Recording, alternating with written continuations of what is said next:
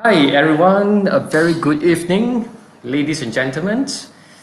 Today we're going to have a very good discussion on the COVID-19 law series organized by the China ASEAN Legal Cooperation Center, in short CALCC.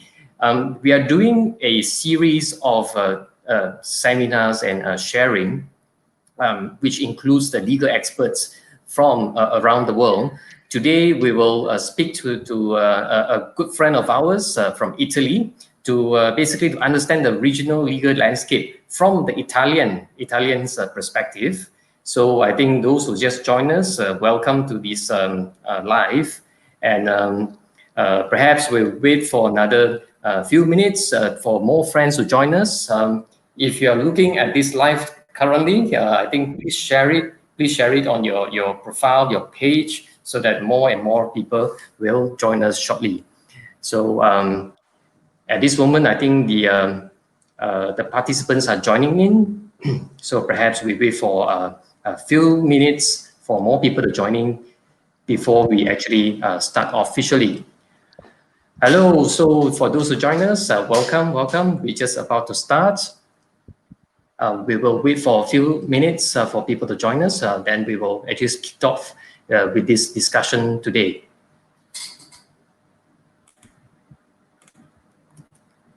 In the meantime, I think Chung or Jack or Kenneth, if you have share it, your Facebook, please feel free. Go to CALCC's Facebook and you'll be able to see the stream, the live stream, then you'll be able to share it out from there. Okay, so welcome for those who just joined us. We are live with a friend, with a legal expert from Italy, and today we will discuss specifically from the Italian perspective.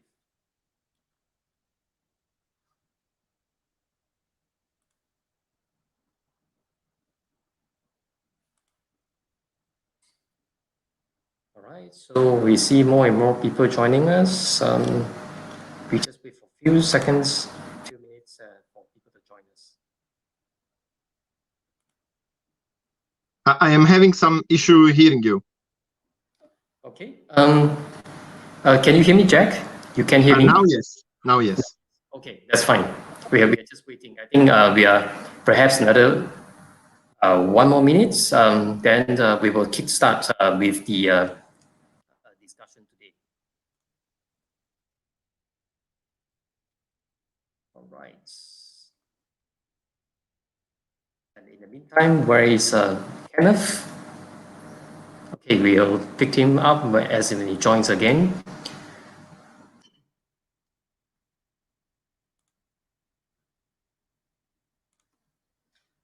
Okay, so ladies and gentlemen, today we have Mr. Jack. Okay, he calls himself Jack. Good evening. And I'll just add on another good friend of ours, just join us. There'll be 4 of us. Giacomo Merello from Italy, and that gentleman that you see on your screen, on the right top of the screen. On the left, hello, good evening. Good evening, right? And the gentleman on the left bottom is Kenneth. He's based in Kuala Lumpur. He's part of the China ASEAN Legal Cooperation Center. Hi, Kenneth. Hi. Hi. You can hear us, right? And Yes. okay, we have another friend of ours, very kind of him to join us during the discussion today, Mr. Ting. Those who have seen him, I think he did our first of this series of COVID-19 law discussion, I think a few days ago, on specifically from the Singapore perspective. Welcome, everybody. My name is Teh Tai Yong. You can call me Teh, and I'll be your moderator for today's session. For everybody who just joined us, welcome. Good evening to everybody. It is a Saturday night, but today we're going to have a serious discussion. Oh, not really. We're going to have a casual discussion on the legal landscape, because today is weekend. So I think we want to discuss about a serious issue, but in a very casual manner. But we're going to get the gist of it, because today we have a friend from Italy. And if we were to look at the statistic today, Italy has currently 192 confirmed, 1,000 confirmed cases, with the death toll, I think, nearing about 26,000 at this moment. And so this is a pretty serious situation. And we're happy that we'll be able to invite Jack to this discussion today. Now, I think for those who join us, welcome. Perhaps, can I suggest that those who just join us, please say hello. And there's a comment button. Just say hello to us so that we know you are here as well. So you are welcome to post any question as and when you like. And if we have sufficient time, then we'll be able to pick up the questions for the speakers here to address your issues and concern. And we'll try our best to answer those. All right. So I think for a start, we would like to hear from you, Jack. Perhaps, yes. I think for a start, please introduce yourself, and then please let us know how's the situation in Italy at this moment. Okay. Jack. So again, good evening, everyone. My name is Giacomo Merello. I'm a lawyer, originally from Italy. I do live in Singapore now 10 plus years, but of course I still have family and sometimes clients in Italy, so I am in constant contact with the situation there.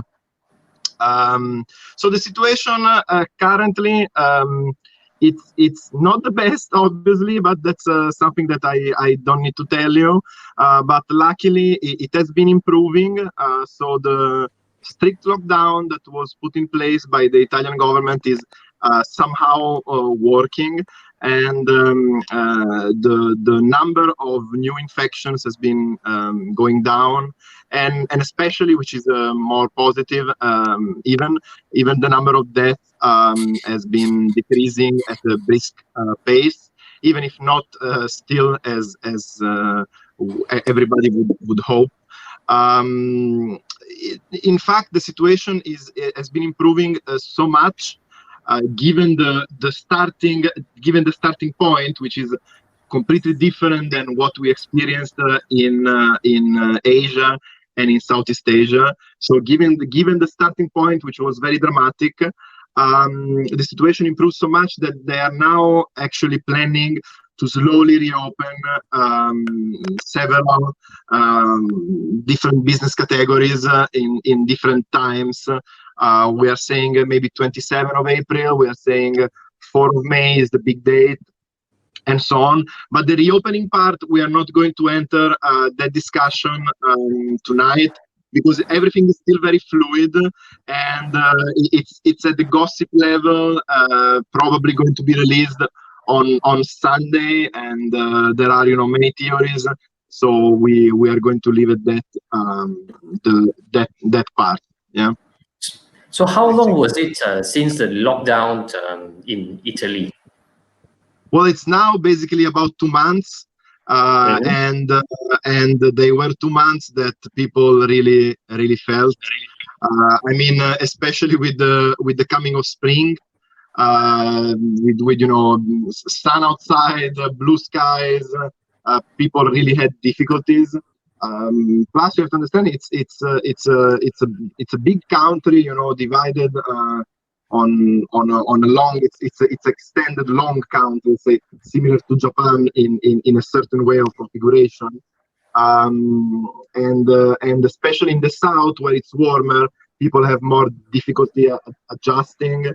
Then we have a lot of issues in terms of children, because the children were kept, the schools were closed almost immediately, and basically a lot of people that were normally not used to taking care 24 hours or every day or about their children is doing that, and it's been affecting even the so-called smart workers. Yeah. Because of course you can do smart working, but if at the same time you have to handle the children, and at the same time the children have to follow, let's say, e-learning with the school. But I mean, not everybody owns multiple smartphones. Not everybody owns multiple computers with cameras. So I mean, it's quite difficult. Imagine a a middle-income family with 3 children and maybe only one computer to share, it's very difficult to do, smart working and following one school, following another school. These are thematics that I know have been raised even here in Singapore, but in Italy, somewhat more dramatic. Plus, Italy does not have yet that level of technological integration that maybe we have here in Asia in some fields. So, for example, several parents that I know, even following their children doing the homework after they have to upload them, for example, but the upload doesn't work. I don't know, the teacher cannot get it. So overall, it's been tense.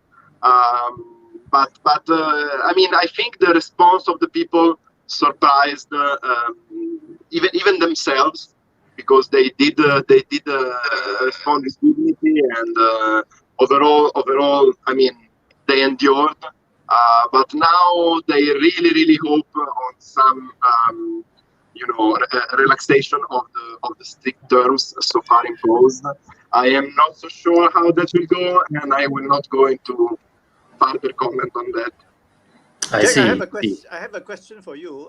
Now that you're in Singapore, Yes. how do you compare the lockdown situation in Singapore, in Italy, as compared with the circuit breaker policy in Singapore? What are the main differences? Maybe you can tell us more. Well, the Italian one is actually much more strict in the way that in an initial phase they closed only some sections of the country or some categories, but after they basically closed down everything. But the biggest issue is that you actually, to be able to go out of the house at all, you needed to have a piece of paper. You still need to have it currently, and it must be on paper, which is somehow drove people crazy, because not everybody has a printer. So if you don't have a printer, you have to actually write it by hand, and it must be a new one every day. So you need to kind of make a self-declaration signed on paper what you are actually doing outside, and you can only go outside for either working in a matter of emergency, if your work is considered essential, or if you have another kind of emergency, for example, medical, or to buy groceries and food. The situation was very chaotic, and a lot of people, I have to say, respected the rules, but many others didn't. Yeah, we have an average of about 8 to 10,000 infractions per day. They had to increase the fines because they were too low. Since they How much is the fine now? How much is the fine? The fine is from 400 to 3,000 euro. Wow. Yeah, but when they started, it was only about 200, which frankly was a bit low in my personal opinion. Now it's better, but the range, however, has given a little bit too much discretionary power on the police force that is stopping the people. Plus, Italy doesn't have only one police force. It is known internationally. I don't know if you know about it. We in Italy we have actually several different police forces. Plus, the military was involved as well. Not all of these police forces, they are used to stop people on civil infractions. So they sometimes they might overreact, or for example, on the essential, one case that was very somewhat funny, if it wouldn't be a dramatic situation, was of a gentleman that went to the supermarket, to the grocery shop, and bought only wine. And going out of the shop, he was actually stopped and fined, because the officer assessing the situation judged that buying wine and only wine is not an essential reason to go out. And then it's very tricky, because then we as lawyers, we can say, okay, what about if I buy 5 bottles of wine and 1 can of tuna? Then I'm fine, right? It's a little bit arbitrary. So overall, the Singapore lockdown that we call here circuit breaker, probably to do not, evoke the dramatic images of Europe. It's somewhat softer. I have been bringing out the list that I could here, but I do not really see, that level of scrutiny and that level of strictness. So that's one difference. Now they are studying an app like the Trace Together that we have here, the app on the mobile phone for contact tracing, and they are probably going to integrate in this app this certification form. But that's still out there in the limbo, because they might even completely abolish this certification form unless you're moving to another region.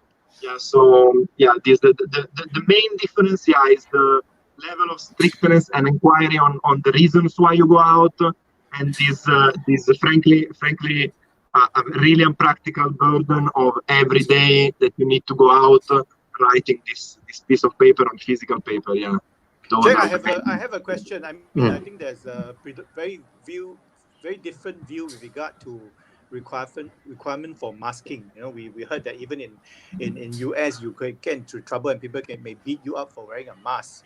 So what is Italy's stand on the situation about masking? Okay, so for the biggest part of the lockdown, actually the masks were not mandatory. And then some regions, Italy is divided in regions. Each region has a governor. It's not as strong governorship as for instance, the US. But still the governors have some power. So some of the hardest hitting regions, they actually made the mask mandatory. Now that they are planning to slowly reopen, they are probably going to make mandatory the masks only in certain public spaces. The reason is not as much as for a lack of safety, but it's just that there is no possibility to purchase and distribute enough masks to cover all the population. And the local government did not really think yet of a solution like the Singapore one, so just giving a reusable, washable mask for all residents, which is a smart idea in case that your own household was not able to purchase masks at all by any other mean. So yeah, this is the situation about the masking. But other than the mask, something that we do not have here in Italy, they are implementing, and they did implement in some region, is the use of gloves. Actually, you have to wear both masks and disposable gloves. And those probably will be criteria also for when they reopen to go back to work. I mean, you will have to have masks and gloves. What kind of glove? Are we talking about surgical gloves here? They are kind of like surgical gloves. Yeah, they are kind. I mean, there is no really yet a specification on which kind of gloves. And honestly, even the masks, the regions that enacted some forced use of the mask, actually they did not give any specific guidelines. So some people went out, with scarves on the nose or something like that, as long as they have something. Yeah, I don't know how effective that is. It's probably more a psychological effect than a practical one. Being that the most practical effect is given, as far as we know, by the social distancing. Yeah. Okay, maybe I for myself, I'm speaking myself. One last question before the rest of the panelists may ask your question, or we move to the next thing. I mean, does Italy have basically any shortages during this period? I mean, do you experience shortages of food, of different things over here during this period of time? Okay, so shortage of food, actually, I can't really say. I am in contact with friends and family and past co-workers, colleagues. I can't say that there is a shortage of food, really. But if we are talking about personal protection tools like masks and surgical gloves. Yeah, that's extreme, and there is a big delay in the delivery of goods in general. So much that after a while, big companies like Amazon, for example, decided to not actually evade any order which is not about essential items. So whatever is not essential, they are not delivering. So that's the situation. But in terms of shortage of food, no. In terms of shortage of masks, yes. Especially if you consider that the masks, most of them, they are supposed to be disposable. And I mean, when people will go back to work, they're supposed to use at least one, sometimes two in a shift of 8 hours, because one is estimated that after 3 or 4 hours dramatically loses effectiveness. And it's a big concern how they are going to be sourced. I know that many of the famous fashion brands, and even not as famous, including Armani, to give one name that everybody knows, have been reconverting their industries that are still in Italy. Many they actually produce in China or in Vietnam, but the ones that are still in Italy to actually produce some masks to help, but the demand is extreme. So that is going to be a concern. And we have to see what will happen. An idea like the one that was enacted here, so to produce one reusable mask as a fallback, I think it could be a smart idea, but I don't really know that. I mean, it's a big country. I don't know if they have the logistical capability to produce and deliver that quantity of masks. So that's unsure. All right.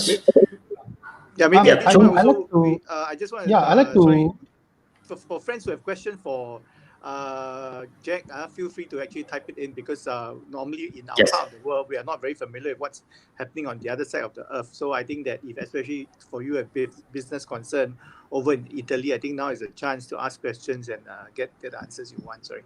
Yeah, sorry. Yeah. Kenneth? Sorry, before we move on to the next issue, a quick one, building from what Mr. Chung has asked you about the supply in terms of masks and protective equipments and all that. Is there any issues with frontliners getting supplies? Is the government doing anything to ensure that the frontliners are well equipped to handle these situations? It's a touchy subject, yeah. So at the very beginning, and the first few weeks, the situation was dramatic, and they were just not prepared. Yeah. So that's frankly, I do have to say it's not a mystery.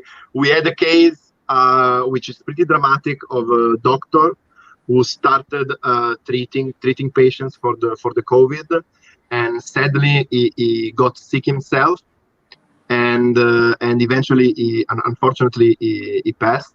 But one of the last things he wrote on SMS to the press was that he felt that him and the other doctors were sent without weapons and without armor, without nothing, and he compared to even the world wars.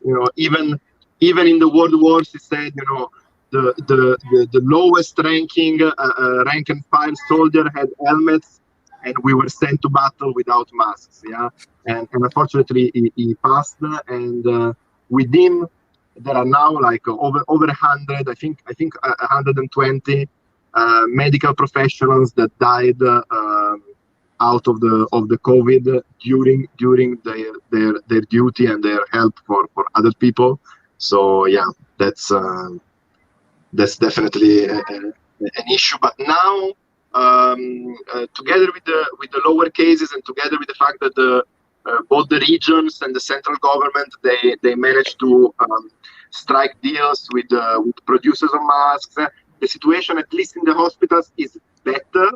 I wouldn't put my hand on the fire, as we say, on exactly how much stock they have, but they are trying hard to do it. So at least at the level of the medical professionals within the hospitals, yes.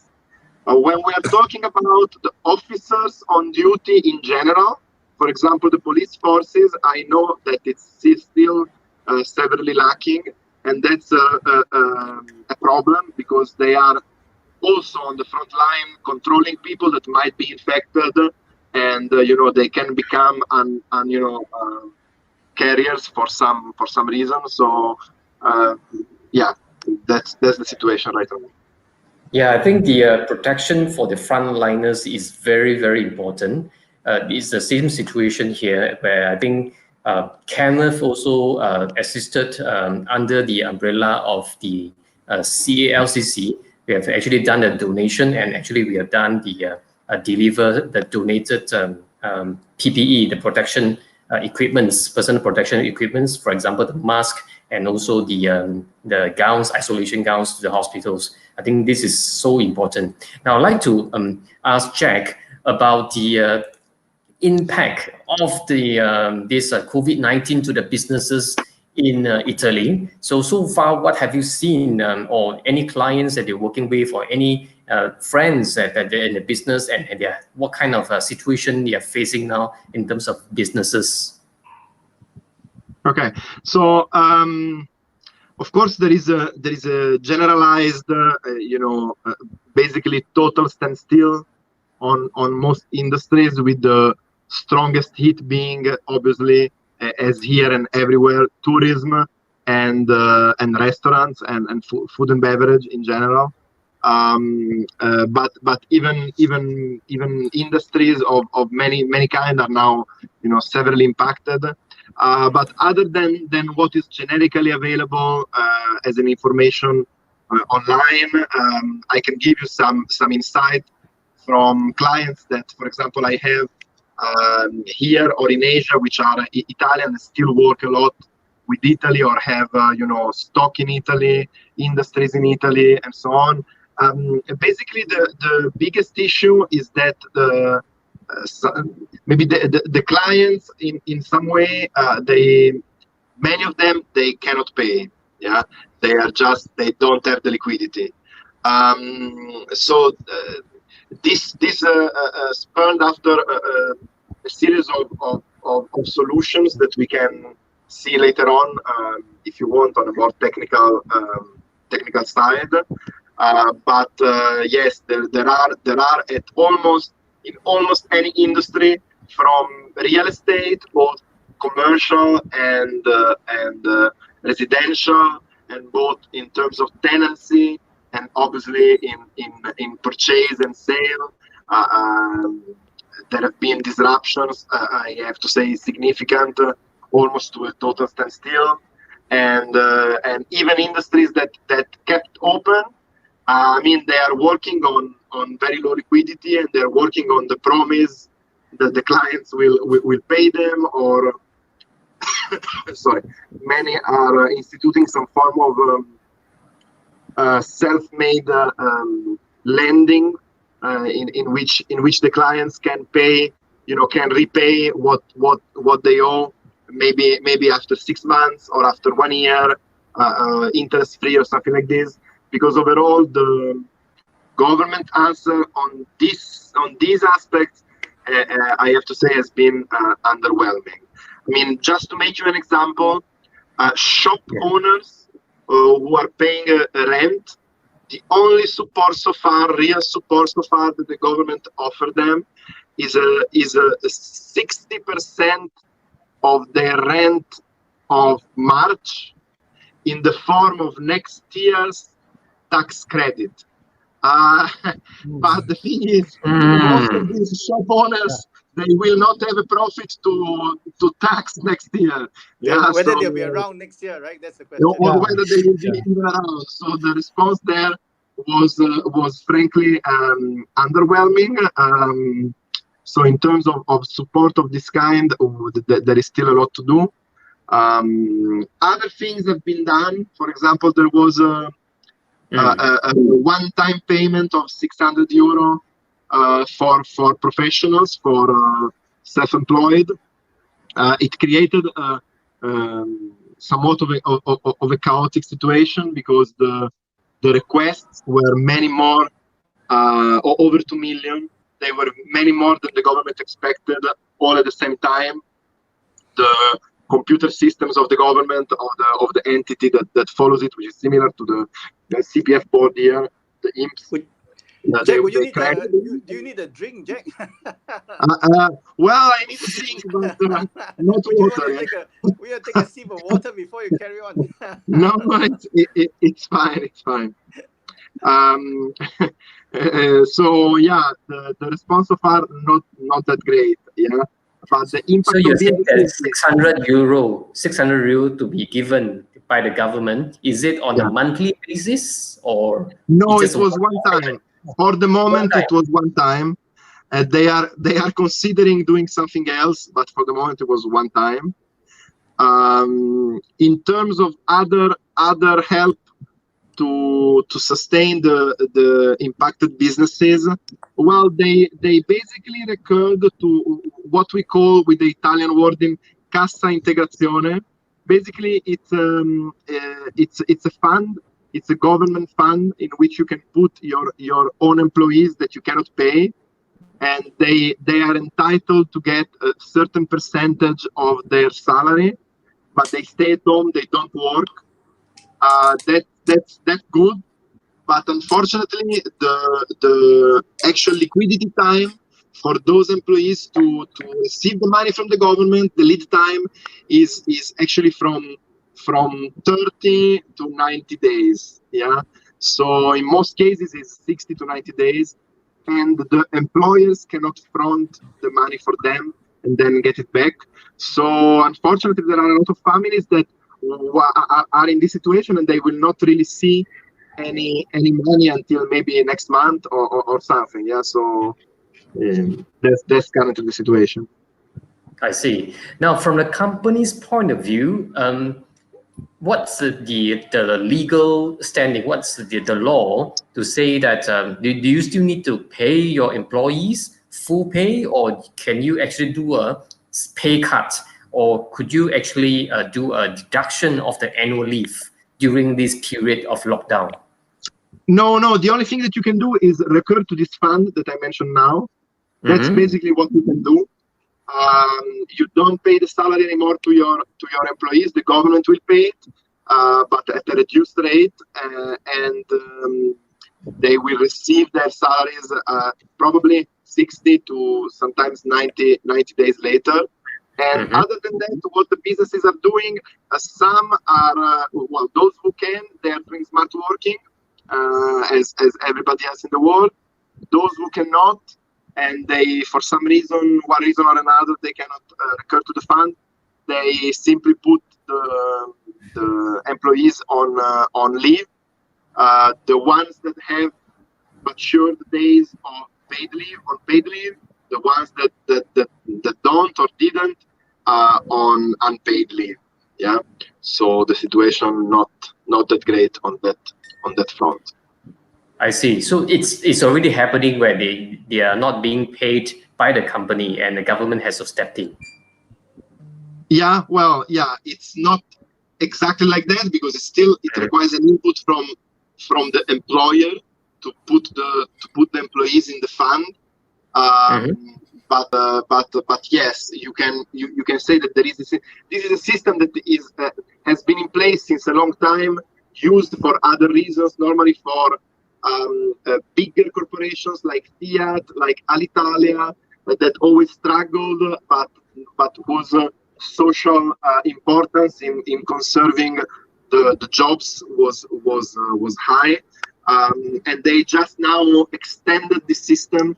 Yeah, basically to most companies that before might not have qualified, but it still requires input from the employer, and I mean, many people unfortunately just could not receive, if they were not put into this system, they were not qualifying as self-employed and hopefully aspire for the 600 one-time only euro payment. They remain, without salary. So that's one of the reasons why, despite the risk, despite the numbers, despite the death toll, actually the people is overwhelmingly pushing at any level for a reopening of the country, because they reached the point that they just cannot endure it much longer. Yeah, that's All right. simple as that. All right, so we'll take some time to acknowledge all our viewers watching us live now. Thank you so much for staying live with us. So I'll put up some comments or questions if any of the panelists here, if you're able to actually provide your feedback, that would be great. I think first of all, we have Zayar Nunt O. Thanks for knowledge share. Okay, and we have Federico Vasoli. On top of the individuals, mayors, governors may implement stricter rules within their territories. I think this is a comment. Yeah. Thank you so much, Federico. And next, I think it is a question. May I know about force majeure certificate for COVID-19 in Italy? Does Italy government issue force majeure certificate to domestic industry? Jack. Okay, so this is obviously a slightly more technical topic, but basically until the latest decree called Save Italy, unless the contract that you had between companies would express a specific force majeure clause, then the ruling would just fall back on the generic principles of Italian law on the topic, which we will see in a bit. But in the Save decree, in the Save Italy decree, at Article 91, they actually the government actually made into a law that any company who is abiding by the lockdown rules can actually claim a sort of added, easier force majeure opposition in court. It's not so much as a binding rule, but it's more of a let's say invitation for benevolence to judges that would have to decide on these. If the non-performing party did not perform because he was following and respecting the lockdown rules, then try to judge in his favor if the situation has merits. But of course, there are some negatives and some issues. But before we get deranged on the specific question about certificates, so in terms of what you can obtain, actually the Save decree and the MISE, which is the Ministry for Economic Development, they issued a communication in which they basically instruct the Chamber of Commerce, the local Chambers of Commerce in Italy, to release a certificate of non-compliance as a way to formally produce some documentation when you are a non-performing party. But there are still, even if it is possible, so it is possible to do, it's mostly intended for international use, not local, one. And second, at the end of the day, it's a Chamber of Commerce. They just hear the entity that comes, and they release a certificate based on what they say, but they don't do any kind of verification.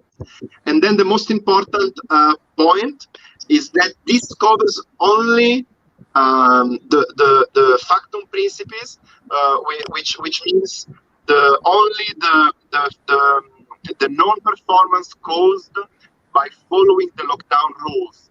But there is actually no provision, explicit provision that extends force majeure or even any certificate that will prove force majeure when the non-performance was impacted by other elements. For example, by the sickness itself, by the impact of the epidemic of the plague itself.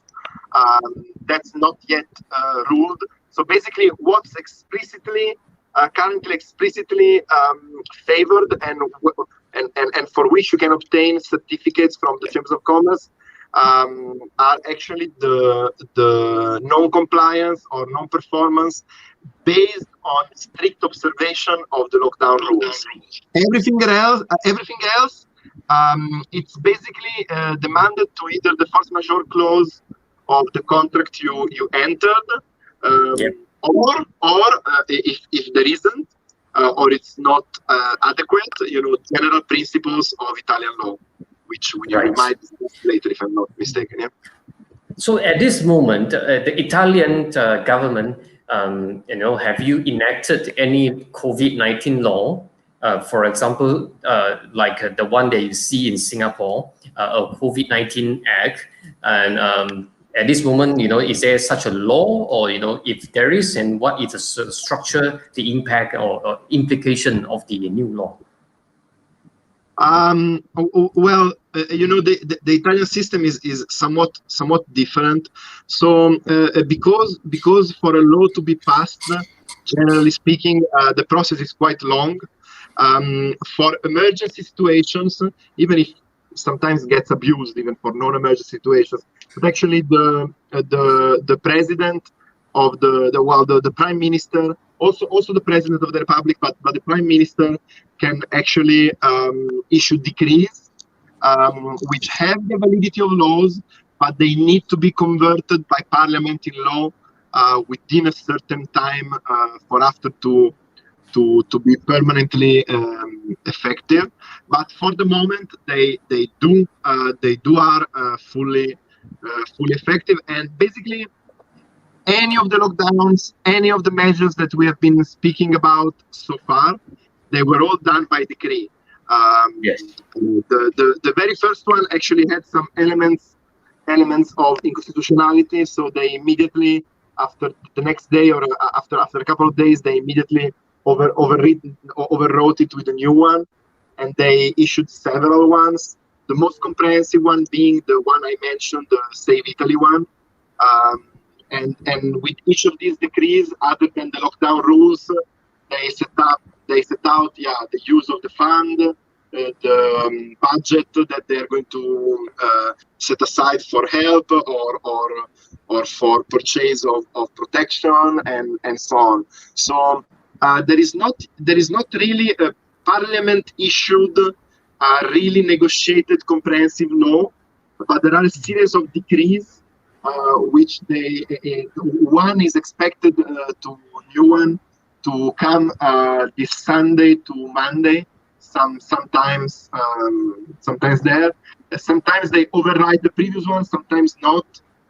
The local legal community a little bit criticized how they are written, because they are quite they are not really easy to read or understand, and they include a number of links to other legislation, previous legislation that you have to actually go and see what it is. So it's not that clear, and people overall showed signs of being confused on the situation. So there is not really a comprehensive law yet that I can call by this name. Yeah.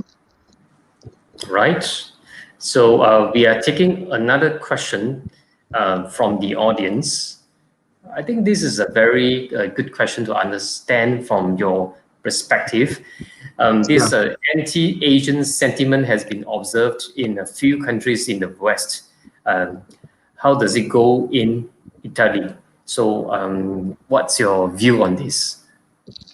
Well, I can give you my opinion, not as a lawyer. Yeah, just sure. You're in Asia as well. Let's say at the very beginning, there were a few episodes, although not as extreme as in other countries, for example, in the UK or in other Northern European countries or in the US. So there were some mild episodes before the explosion of the case in Italy. But after the explosion of the case, I can't really say that there were that many anti-Asian sentiments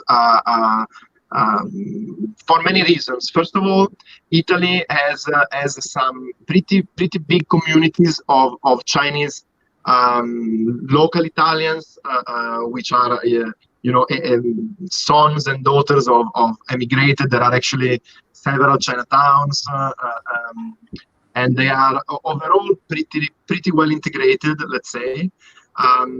Secondly, the current government did not make a mystery of being particularly near to China, even politically, even on spiny, thorny issues like the 5G and other technical issues. And as well, China was very appreciated by Italians, not only at the government level, but also at the people level, because it was one of the very first countries when the European Union itself was completely refusing any kind of help. Was one of the first countries that actually sent, planefuls of equipment, masks. They actually lent several pretty big teams of doctors and nurses that worked in Wuhan, in the front line to help the Italian doctors in the hardest hitting moment. And I have to say that this is something that I noticed even at the level of the normal people was really appreciated and really strengthened the relationship with China. We can argue or not that there are also geopolitical influences in this, but it's normal. That aside, still they were there, and the US was not there, the European Union was not there. So overall, besides, you have to see it also on the other way. When Italy was basically the only country in the West to have such a high number of cases, in some other countries, for example in India, they were starting to call it the Italian virus, or having actually anti-Caucasian discrimination. We have seen episodes of this in Vietnam, for example, and in other Southeast Asian countries.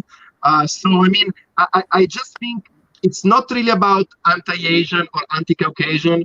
It's just that people when they are scared and when they are ignorant about something, and here we are all ignorant about something, they just react in an irrational way. I mean, we even had in Singapore at the very beginning some incidents of local Singaporean Chinese, kind of blaming some resident People Republic of China Chinese here for the virus, which is strange, from the perspective of the West, because sometimes Southeast Asia is bundled all together with the rest of Asia, which is obviously absurd, but that's a little bit what happened. So they cannot fathom this. So overall, to keep it short and to sum it up, I honestly do not think that the situation resulted really in an anti-Asian sentiment in Italy as it did in other Northern European countries or even in the US. Right. Okay. I want to make a quick observation on this. Xenophobia has always been a persistent problem, whether it's COVID or not. It's always an issue in many countries. So I think this has actually this whole pandemic has actually caused a lot of people to show their true colors, but it has always been a persistent problem. So I think we shouldn't be too overly concerned about it, so long as we ourselves we keep to what we are supposed to do, in a better sense of the way. All right. Okay. Thanks for Kenneth for the observation. Kenneth, I would like to ask you about your view about legal industry's future. I think with this COVID, what will be the situation like? And after that, I will ask the question to Jack as well. So, could you share with us, what's your view, Are we heading to more technology-based in terms of our practice? I think the situation is not only affecting the legal industry. I think every industry that you are looking at moving forward, we have to seriously consider working remotely. Social distancing still has to be there, because even whether the circuit breaker is lifted or whether Malaysia's movement control order is lifted, the virus is still around. And if you're looking at the news that we are getting, they might not even have a vaccine in the next year or 1 year and a half, right? Which means without vaccination, the virus is still around. Therefore, we still have to practice our own social distancing to keep our risk of infection to the lowest possible. Which means even within our companies, we are actually planning a new work environment post lifting of the movement control order in Malaysia. So we are looking at scenarios whether we can have staff going physically in the office maybe once or twice a week, and the rest of the time they work from home.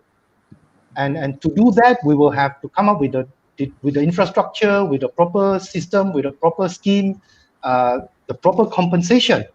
All right, because of course when you look at when you have to work from home, of course you have other stress, but you have lesser stress in terms of your daily commute. You have lesser stress in terms of choosing which outfit to wear, those kind of things, right? But yeah, at the end of the day, I think generally not only the legal industry, other professionals that I've spoken to, they are also looking at ways in which they can continue this work from home culture moving forward. So it will be something new. It will be a new norm for the working professionals. Right. So, Jack, what do you think about the future of the legal industry after this COVID-19 pandemic? It's not as clear-cut an answer than Kenneth's, I think, from my point of view. Although I do respect his view, and definitely medium term, it's something that we have to tackle. But let's say it really depends on the field. For example, me and Mr. Chung, we often work together on blockchain and crypto companies, fintech in general, and those cases we still work mostly remotely by phone, by email, because the clients they tend to be dispersed around the world in the most different countries. Maybe the technical team is in India, the client himself is in the US. I don't know. Some of the other employees, the compliance is in Spain. Who knows? Yeah. But that's a sectorial part. But for example, litigation. When we are talking about litigation, I think all of the colleagues that are more focused on court proceedings, I mean, there is nothing to do. Yeah, I mean, there is a component of court proceedings which is near human relationship on some topics, especially on family matters or delicate topics of that kind. Clients do not really feel comfortable, even psychologically, talking to you over the phone or over the email. They want to meet you in person. The relationship with judges as well tends to be even a visual relationship. So I mean, it really depends on the fields. I do believe that there will be a push on the fields that allow it. Yes. On a more permanent, even after the crisis is over, we are all happy and vaccinated. Yes, maybe some portion of the work will be like that, but other parts of the job, they are inherently needing a live interaction for many reasons. There are also some components of, actually, we assume that people enjoy doing smart working because they are at home. But actually, in my experience, most of the people I have been speaking with, and that they are now doing smart working, they absolutely loathe it. They don't like it, and they just can't wait to go back to the office. It can be, in some countries, for example, in Singapore, but I imagine Japan, I imagine even Italy, but in some cities where the real estate, Hong Kong, where the real estate is very expensive, both in terms of tenancy and purchase, you cannot afford, huge spaces, and feeling all cramped with the children and partner and maybe pets. I mean, it's not as easy as it originally seemed. I mean, it's a matter of concentration because, of course, I mean, it's not like when you are in the office, you are out of 8 hours or 10 hours, you are, 100% of the time doing something. Sometimes you're not doing anything. I mean, it's a fact of life, yeah. But the focus and the concentration that you have when you do need to work, it's different. So I do believe on some things, yes, and I promote it. For example, in fintech or even in commercial law, when you have to negotiate contracts, we can absolutely negotiate a contract even live using smart platforms in which we can even share and see the document, the contract in front of us and change it as we talk. There are now a lot of platforms that do that with mixed results yet, but still it's possible. So on that, I think we will remain, we will have a permanent, shift. But on other fields, it's going to be, a return to real life interaction for sure. I think I can vouch for that. Yeah, because, add on. Yeah, because I think that me and Jack's work have been continuing during this period. I think he's one of the few people I still get to see and talk and communicate all the time over the work that we're having without much interruption. I mean, and thank God for that. I mean, otherwise life would be very boring since now the courts are not functioning, Yeah. Right. Okay, so we have a few questions. Let me just pick. Okay, how much is the mask in Italy? So we are referring to three-ply mask. Okay, yeah, because as you know, yeah, there are many types. But if we are talking about the three-ply surgical mask, well, there is not really a rule on pricing yet. Now I will come to that. But let's say at the beginning of the crisis, quite a lot of bad players that were really overselling the masks actually got subjected to criminal procedures, not unlike what happened here in Singapore for similar profiteers, let's say. But other than that, the first question you have to have is, can we buy it? And currently it's very hard to buy it. Yeah. But in terms of pricing, the government is considering, in agreement with the regional governments, to force on all of Italy a political price, a fixed artificially government-made price, which the latest figure I heard is 0.9 euro, 90 cents per mask. That's actually quite expensive. I don't know if you have experience in bulk pricing from China. I mean, some of them, they start at 0.02. Yeah, so already 0.9, it's a pretty high price, but it's significant that the government, it gives you an idea that the government is considering to put affordable pricing at 90 euro cents, which is about 1.4 Singapore dollars, yeah, per one mask. It's quite a lot. That's a reflection of the fact that, I mean, Italy, like most of Europe, doesn't really have the production facilities. As I told you, yeah, some of the fashion brands are doing them, but I mean, I am not so sure if they're doing them with which materials, with which knowledge. I am not so sure. All right. There's another interesting question. I saw that Italy doctor has to choose who to live on. Any implication after this?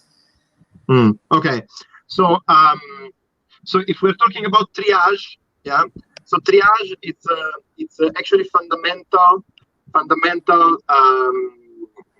medical principle that is in fact applied always and in any country is a medical principle.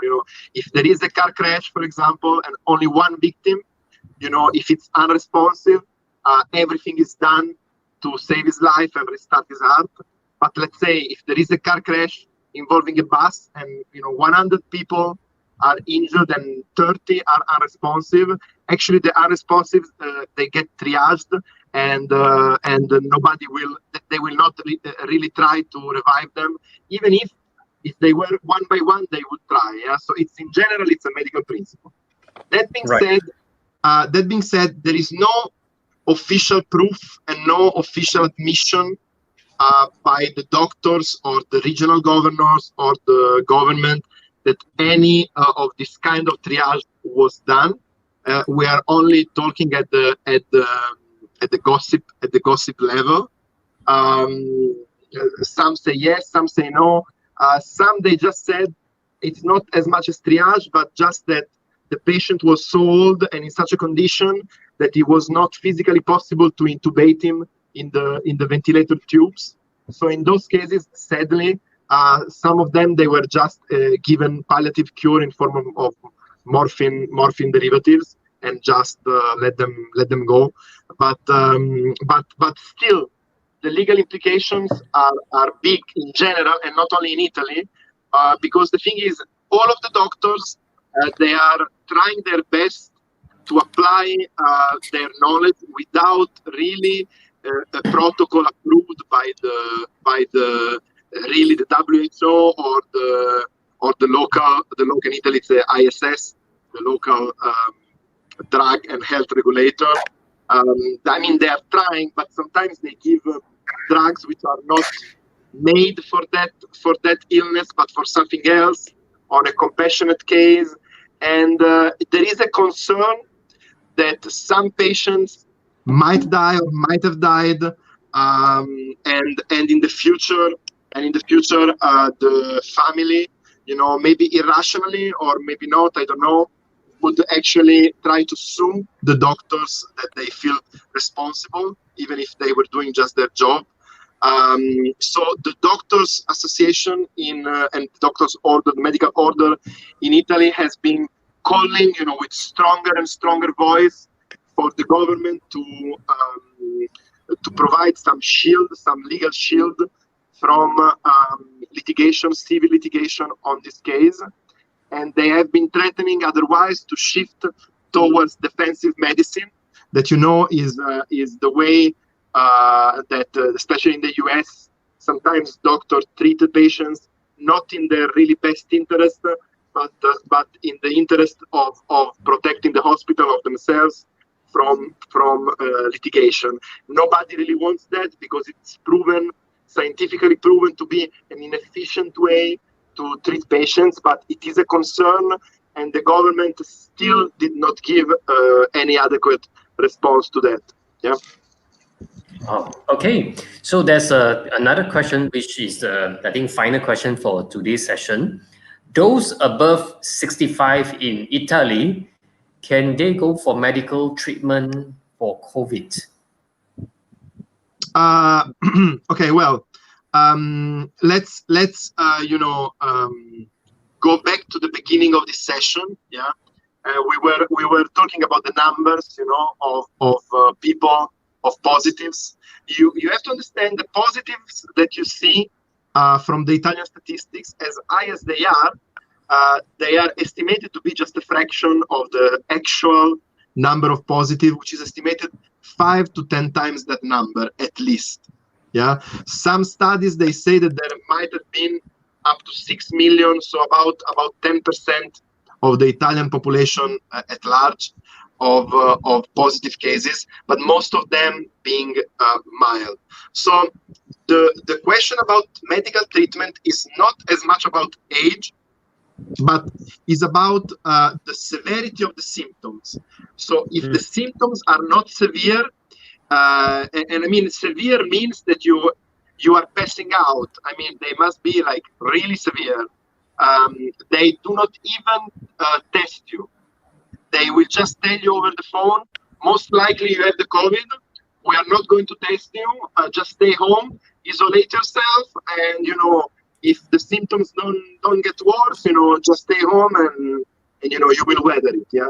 But the ones that they do arrive to the hospital, they all do get treated, and medical professionals at any level, from nurses to doctors to administrative personnel of the hospitals, have been given, an awesome and incredible help and response, well above and beyond. In fact, so much they are under so much stress that there have been cases of unfortunately suicide among medical professionals due to the stress, due to the fact of seeing so many people die every day and being impotent in helping them, and even unable to give them a proper burial or a proper goodbye with their families. I mean, treatment is not denied, and was not denied to nobody, as far as we know. But I mean, knowing the country and knowing our judiciary system being pretty aggressive, I do suspect that once the crisis will be over, there will be a review on everything that has been done so far, and I am not sure what we will find. I hope nothing bad. But I mean, from the official and unofficial views that I see, everybody that it was physically possible to treat was treated, and the ones that weren't, it was not really because of the age in terms of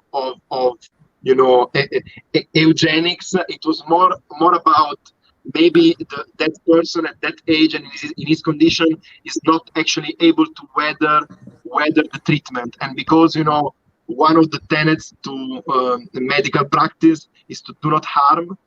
If the treatment that you would actually apply to the patient would have a risk of being more detrimental than the benefit that the patient would have, then it's the correct choice for the medical professional, as painful as it is, to do not apply it. Okay, so I've seen another question just came in very last minute, but I think this is something very interesting. What has happened to legal proceedings? Is it suspended, or is there limitation issues or any timeline issues at this moment in Italy? Okay, so before we answer that directly, let me give you a context. So the background and the context in Italy is that the average time for a civil litigation to arrive at the first degree decision, it's 5 years. Average time, it's 5 years. Yeah. So within this context, you can understand that yes, they did suspend the tribunals, except that the criminal prosecutors they still remained on lower than usual activity, and they are doing the interrogations in the questionings in with video conference.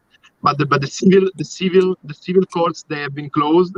But I do have to say, within the Italian general not speediness of civil decisions, those 2 or 3 months, yeah, they will have an impact, but it's not like 2 or 3 months out of 5 years average is particularly significant.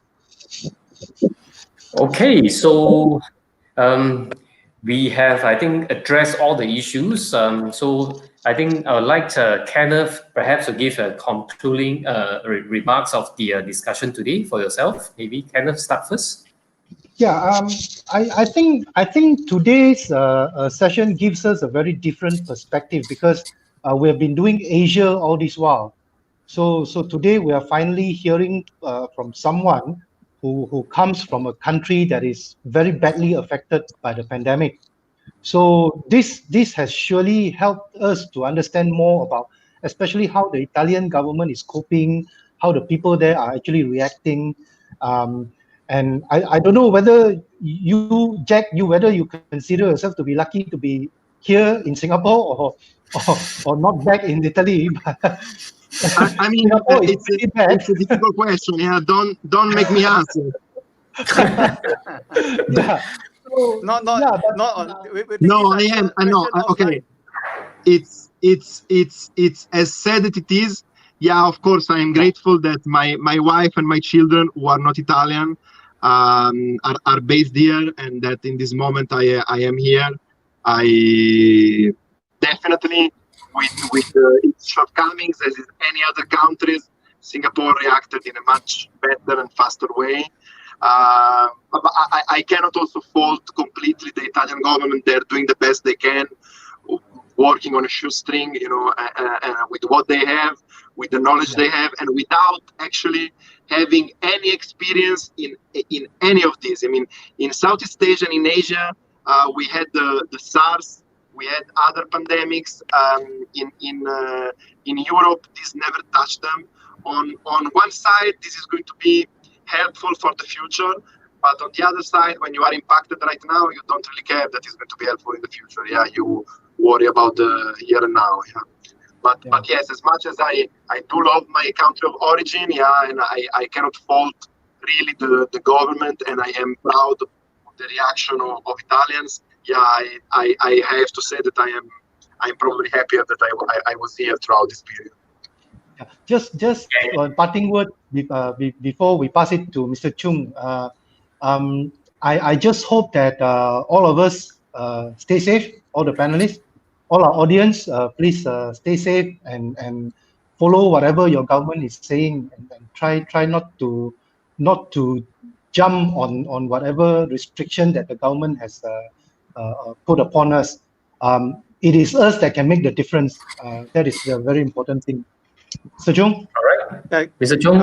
I just wish to thank CALCC for organizing this, and also I would like to thank my good friend Jack for agreeing to participate in this. I think that give us a view. Thank you for having me.